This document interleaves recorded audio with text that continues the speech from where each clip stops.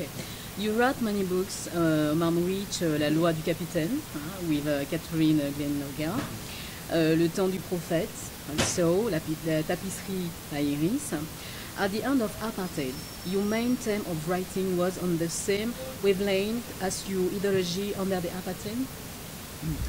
It was magic realism, and it was against the existing regime, the apartheid regime.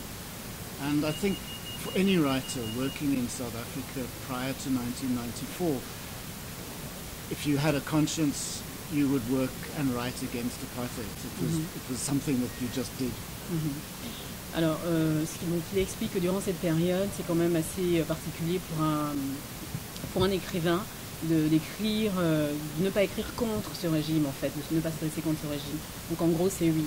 Yes, your ideology is against the apartheid regime. It was, and I tried to do it from an historical perspective. So I was not only looking at current time in South Africa, but the time that had led up to South Africa under colonialism, because that was when the trouble started. Okay.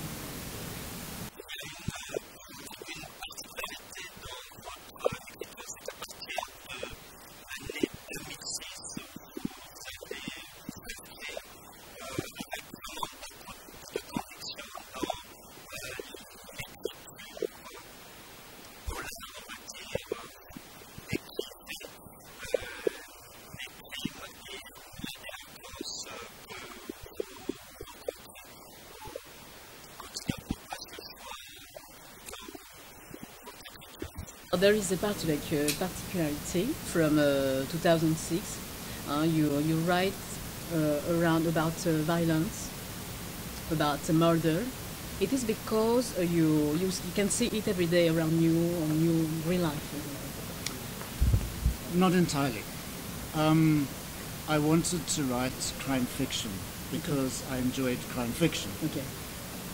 It also happens that the country is going through a very violent period. And so crime fiction gave me an opportunity to deal with the socio-political issues of the society. But it wasn't because of the violence. Okay. Alors, il n'écrit pas principalement à cause de la violence qui a lieu en Afrique du Sud, parce que lui, de toute façon, il veut fictionnaliser. Lui, c'est la fiction qui l'intéresse, c'est la violence qui l'intéresse. Alors, c'est vrai que pendant la période durant laquelle il écrit, oui, il y a de la violence, mais c'est principalement pour partir de sa fiction, qu'il aime bien écrire, qu'il écrit. Donc non, ce n'est pas seulement parce que c'est quelque chose qui est autour de lui.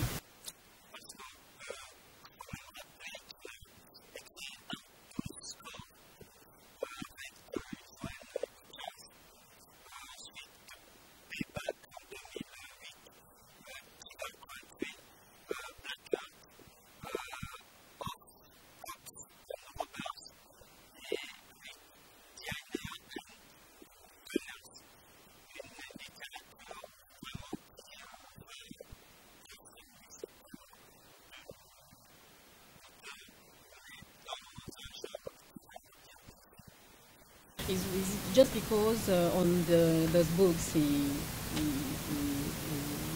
say, we can see that it's always about violence and all this, but it's really your talent is very, can I say it? We can see on those books that you have very great particularity to write about violence and all that. Yes. For some strange reason, I don't know why. Look, it is a central issue in South Africa. It has been a central issue in South Africa from the moment white settlers stepped onto the continent. Violence was there. And it is now embedded in our society. And I feel that this is one of the major topics. Okay. Why do we kill one another? Why do we treat one another this badly? Okay. And it's up to writers to write about that sort of thing. Okay. Donc en gros c'est quand même ce qui nourrit aussi son imagination, son inspiration, c'est aussi quand même de comprendre pourquoi une personne tue une autre personne, pourquoi quelqu'un vole une autre personne. C'est aussi ça qui le motive dans son écriture en fait, qui va être marqué par tout ce qu'on voit, donc le côté violence, meurtre, etc.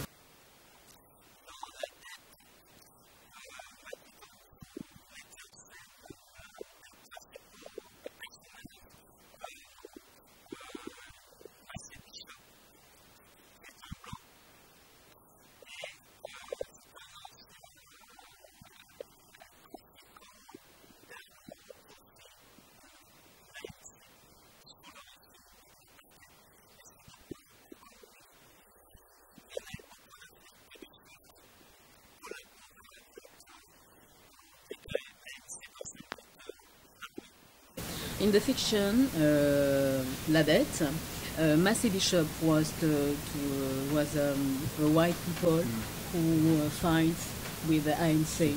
Do you think that in this period, during this period, we can find a lot of white people who do the same fight? Not a lot, but there were. Okay. And Mace Bishop is based on somebody that I knew, who had done more or less the same thing. Not quite as extreme as in the book, but he had done it. And yes, there were many white people that I know of who went into exile because they were being hounded by the security police. Okay. And it's a part of history which still has to be written. And it's not yet time to write the white contribution to the struggle. Okay. Bon, alors, il y a eu certainement d'autres types de personnes, mais il n'y en a pas eu beaucoup. Non pas parce qu'ils ne pouvaient pas, parce qu'ils n'étaient pas forcément au-dessus, par exemple, de l'autorité policière qui était quand même très forte à cette période-là. Donc, il y a eu des blancs qui se levaient, mais il n'y en avait pas énormément non plus.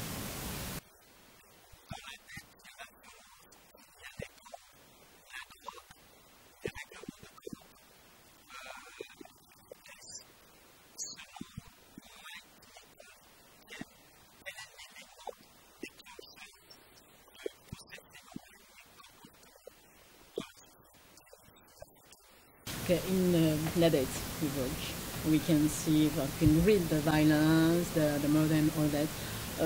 Can you have an explication of the reason, can explain this situation in South Africa?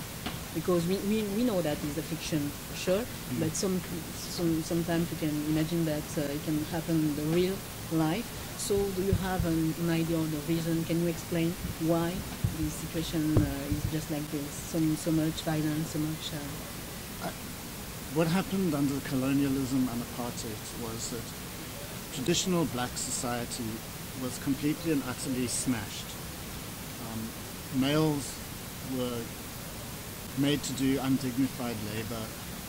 They lost their families because they were forced to go and work in the mines, for argument's sake, far away from their families. So the family structure broke down completely. What this has left behind is a society that is badly damaged. And largely that violence stems out of that damage. One of the characters in the book, Shamina February, has a broken wrist. It is symbolic of the damage that was done to the society. And it's out of that damage that the violence comes. So you think that is only the society or par exemple, it's not apartheid, c'est pas par rapport à l'apartheid, par exemple, que la question est posée, la violence? Non, c'est en général. De façon en général. Yes. Ok. Donc là, tout expliqué, mais en gros, c'est quand même le résultat d'une société aussi qui est quand même violente. Les gens, en fait, se comportent de façon violente parce que dans leur famille, par exemple, ils vont être attaqués quand même dans leur chair par rapport aux difficultés qu'ils rencontrent tous les jours. Donc c'est aussi le fait de la société quand même que finalement, on va observer une résultante de violence derrière.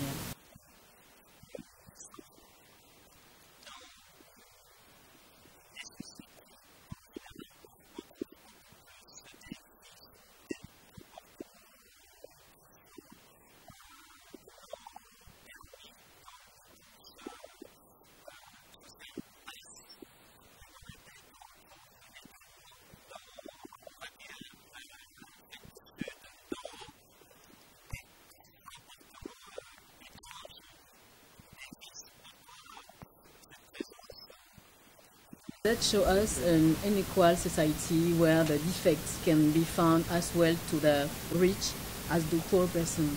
How is possible? Can we explain that? How is possible that we are poor, we do very strange things, and we are rich, we do the same thing, for example? We're all human beings.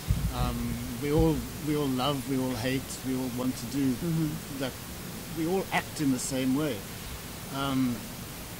It is a very polarized society because of colonialism, because of apartheid, and now because of class distinctions that are coming through because the rich are living in one way and the poor have to live in another way. Yes. The rich now are both black and white.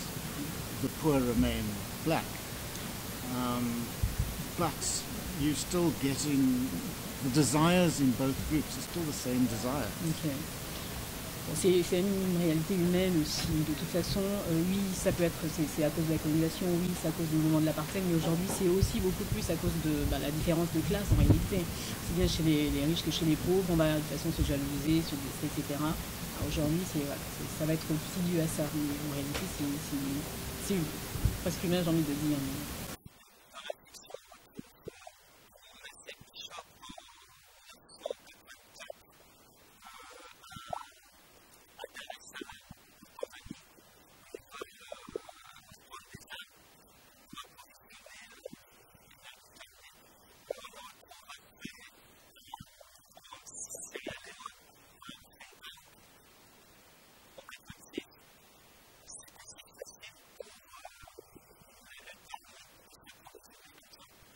In the fiction, in 1944, Masai Bishop was to Dar es Salaam in Tanzania, in the fiction, to get weapons for the armed struggle. In 1986, he is in Freetown, in Sierra Leone. The resupply of weapons was made from several countries under the apartheid. Yes? Okay. It was. It was so easy to do it? Yes, it was. Yes, there were guns everywhere, and it was very easy for the guns to travel from one area to another and to get them. Okay. And then it became a big business. Okay. And it was easy to export guns out of after 1994 to get guns out of South Africa to other countries.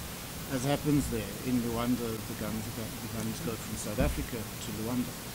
So what happened was that South Africa became a big armory.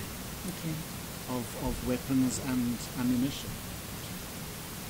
And there became people who were willing to trade in those. Alors oui, c'était facile de toute façon d'avoir des armes. Lui, il y avait des armes partout autour de l'Afrique du Sud. Il y avait un gros trafic d'armes de toute façon autour, donc on pouvait trouver des armes partout. L'Afrique du Sud était devenue dans ce contexte-là un endroit où c'était finalement un petit peu, pas l'Eldorado, mais pas loin. Enfin, voilà, il y avait quand même une grosse activité, donc c'était facile de se procurer des armes un petit peu partout.